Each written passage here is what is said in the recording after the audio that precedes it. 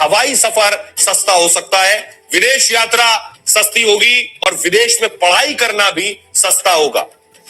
खेल से जुड़े सामान, ये बजट जो निकला है ना, ये मरवाने के लिए निकला है। आज का टॉपिक हम यही लेंगे कि अगर भाग्य में कोई चीज लिखी है तो आपका कर्म उसके हिसाब से बनता जाएगा। This is the topic for सत्संग। क्या बोल रही हूं मैं? भाग्य में अगर कुछ लिखा है तो उसके हिसाब से आपका कर्म बनता जाएगा। भाग्य में मरना नहीं लिखा है तो कर्म में हम सुरक्षा ले लेंगे, और भाग्य में मरना लिखा है तो उसके हिसाब से हम कर्म बना लेंगे। अब देखिए बजट क्या आया है, वो बंदा क्या बोल रहा है बजट में? फ्लाइट के रेट्स कम हो जाएंगे क्योंकि ईंधन कम हो जाएगा।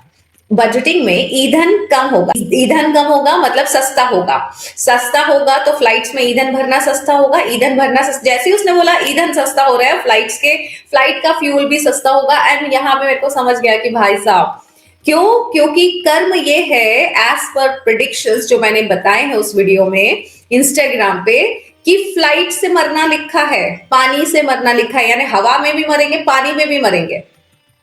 अब हवा में मरने के लिए हवाई यात्रा सस्ती होनी पड़ेगी, तब ज्यादा से ज्यादा लोग हवाई यात्रा करेंगे। तो बजट क्या हुआ? भाग्य के अकॉर्डिंग कर्म बन गया। बजटिंग में ईंधन सस्ता हो गया, ईंधन सस्ता हो गया तो फ्लाइट सस्ती तो ज्यादा से ज्यादा लोग जाएंगे, ज्यादा से ज्यादा लोग जाएंगे तो ज्यादा से ज्यादा लोग मर पाएंगे। It's very very simple law of Shiv ji, समझ रहे हैं? उसके बाद वो बोल रहा है विदेश यात्रा, विदेश में पढ़ाई सस्ती हो जाएगी। अब आपको पता है जो भी होने वाला है, महामारी हो या विश्व युद्ध हो, सबसे ज्यादा जो सुरक्षित रहेगा वो भारत रहेगा। अब क्या हो रहा है? विदेश यात्रा में, विदेश में पढ़ाई सस्ती होगी। पढ़ाई सस्ती होगी तो माता पिता बच्चों को पढ़ाई करने बाहर भेज देंगे, है ना? बाहर भेज देंगे तो आप कैसे सुरक्षित रहोगे? यहाँ पे हम बोल रहे हैं इंडिया वापस आ जाओ, घर वापसी कर लो। अब लेकिन बजट ने क्या किया? बजट ने पढ़ाई सस्ती कर दी। पढ़ाई सस्ती करी तो अब लोग विदेश जाएंगे, विदेश जाएंगे तो फिर तो जो होना है वो हो गई।